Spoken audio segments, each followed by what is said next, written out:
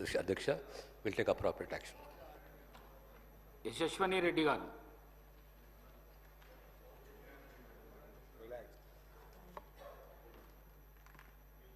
ధన్యవాదాలు అధ్యక్ష. ముందుగా నాకు మాట్లాడడానికి అవకాశం ఇచ్చినందుకు మీకు ధన్యవాదాలు.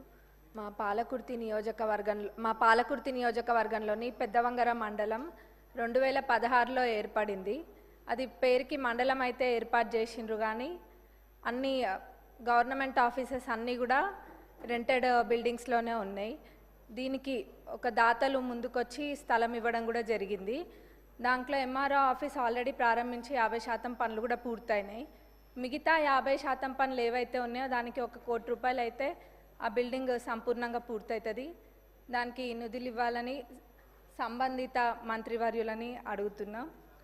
అట్లనే అదే స్థలంలో ఎంపీడీఓ ఆఫీసు నిర్మించడానికి కూడా ప్లేస్ ఉంది, కాబట్టి దానికి కూడా శాంక్షన్ ఇవ్వాలి, ఆ నిధులు కూడా ఇవ్వాలి. అక్కడ పోలీస్ స్టేషన్కి కూడా స్థలం లేదు.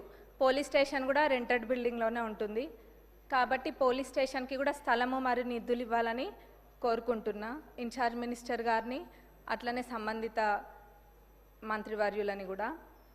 ఇంకా మా పాలకుర్తి నియోజకవర్గంలోని పాలకుర్తి మండల్లో బస్ స్టేషన్, ఆ బస్ స్టేషన్ అయితే ఎవరు పట్టించుకున్న నాదుడే లేడు ఇన్ని రోజులు. మొన్న ఒక పెద్ద యాక్సిడెంట్ జరిగింది, బస్సు లారీ 2 కూడా ఢీకొన్నాయి. అయితే అక్కడ ఒక పాలకుర్తి సెంటర్ అని ఉంటుంది, ఆ సెంటర్లోనే బస్ స్టాండ్ అనేది యూజ్ చేయకుండా ప్రయాణికులందరూ కూడా అక్కడనే బస్ ఎక్కుతారు. ఎప్పుడు కూడా ఆ బస్ స్టేషన్ అనేది యూజ్ చేయలేదు. మన ప్రజాప్రభుత్వం అధికారంలోకి వచ్చినాక అక్కడికి వెళ్ళి అదంతా క్లీన్ చేయించి ఇక్కడ లేదు బస్ స్టేషన్ ఇక్కడనే వాడాలి, రోడ్ పైన ఉంటే ప్రమాదాలు జరుగుతాయని చెప్పి అక్కడ దాన్ని ఏదో అట్లా నడిపిస్తున్నాము. కానీ అక్కడ డెవలప్మెంట్ అనేది చాలా అవసరం. అది అసలు కూడా పరిస్థితి బాగాలేదు, శిథిలావస్థలో ఉన్నట్టుగా ఉంది.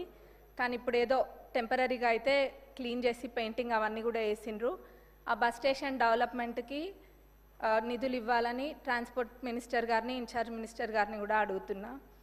అట్లనే అన్నిటికన్నా ముఖ్యంగా మా పాలకుర్తి నియోజకవర్గ ప్రజల చిరకాలపు కోరిక దేవాదుల కింద ఉన్న ఫేజ్ 3 ప్యాకేజ్ 6లోని పాలకుర్తి మరియు చెన్నూరు రిజర్వాయర్లది. దాని ద్వారా మొత్తము 77,890 ఎకరాలకి సాగునీరు అందియొచ్చు. ఇది ఎంత నిర్లక్ష్యానికి గురైందంటే గతంలో అసలు మొత్తము 20-30% పనులు కూడా 10 ఏళ్లలో ఎప్పుడు కూడా పూర్తి కాలేదు.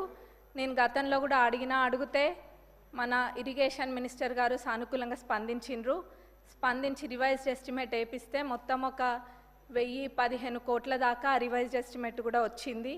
వారు దేవాదులలో ప్రత్యేక శ్రద్ధ చూపిస్తున్నారు మన ఇరిగేషన్ మినిస్టర్ గారు కూడా, ఎందుకంటే తక్కువ దాంతో ఎక్కువ ఆయకట్టుకి నీళ్ళు వస్తాయని చెప్పి.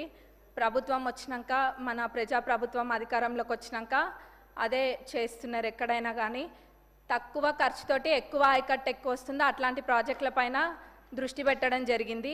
అందులో మా పాలకుర్తి చెన్నూరు ఇది దేవాదులది కూడా ఉంది. కాబట్టి దీనికి నిధులు కేటాయించాలని మన ఉప ముఖ్యమంత్రి వర్యులని, ముఖ్యమంత్రి గారిని, ఇన్ఛార్జ్ మినిస్టర్ గారిని, ఇరిగేషన్ మినిస్టర్ గారిని కూడా కోరుకుంటున్నాం. ఎందుకంటే ఇది మా ప్రజలు ఎప్పటి నుంచో కోరుకుంటున్నారు, ఎప్పుడు కూడా అది పడవబడే ఉంది.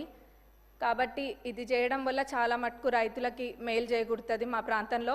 అందులో ఎక్కువ శాతం అంటే 45,000 ఎకరాలు, ఆ 77,000 ఏదైతే ఉందో అందులో 45,000 ఎకరాలు మా నియోజకవర్గానికి సంబంధించే ఉంది, 45,000 ఎకరాలు. అట్లనే తుంగతుర్తిలో 13,277 ఎకరాలు, స్టేషన్ గన్పూర్లో 9,378 ఎకర్స్కి, అట్లనే వర్ధన్నపేటలో 10,180 ఎకరాలకు కూడా దీని ద్వారా సాగునీరు అందుతుంది. ఇది చాలా ఇంపార్టెంట్ ప్రాజెక్ట్ కాబట్టి దీనికి నిధులు కేటాయించాలని కోరుకుంటున్నాను. ధన్యవాదాలు అధ్యక్ష.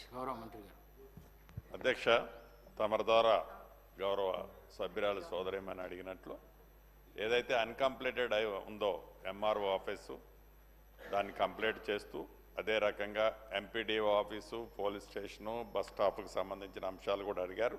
తప్పకుండా వాటిని కూడా పరిశీలించడం జరుగుద్ది. ముఖ్యంగా ఇరిగేషన్కి సంబంధించిన దేవాదుల ప్రాజెక్టుకు సంబంధించిన అంశంలో ఈ పాలకుర్తి నియోజకవర్గం కానీ ఆ పరిసర ప్రాంతాల్లో ఉండే మిగతా నియోజకవర్గాలకి కృష్ణా గోదావరి పరివాహక ప్రాంతానికి సంబంధించిన నీటి సరిగా రాని కారణంగా ఇబ్బంది పడుతున్నమాట వాస్తవం. ఫేజ్ 3కి సంబంధించిన దాంట్లో రేపు ప్రతిష్టాత్మకంగా ఈ ప్రభుత్వం ఏర్పడిన తర్వాత గౌరవ ముఖ్యమంత్రి రేవంత్ రెడ్డి గారు కానివ్వండి, ఉప ముఖ్యమంత్రి గారు, అదే రకంగా ఇరిగేషన్ శాఖ మంత్రి వర్యులు కూడా ప్రత్యేక శ్రద్ధ తీసుకొని ఆ ఫేజ్ 3కి సంబంధించిన ఆ స్కీమ్ని కంప్లీట్ చేసి రేపు ప్రారంభించుకోబోతున్నామని ఈ సభ ద్వారా వరంగల్ ఉమ్మడి ఖమ్మం జిల్లా రైతాంగాన్ని అందరికీ కూడా తెలియజేస్తున్నాను అధ్యక్ష. Thank you. డాక్టర్ సంజయ్ గారు.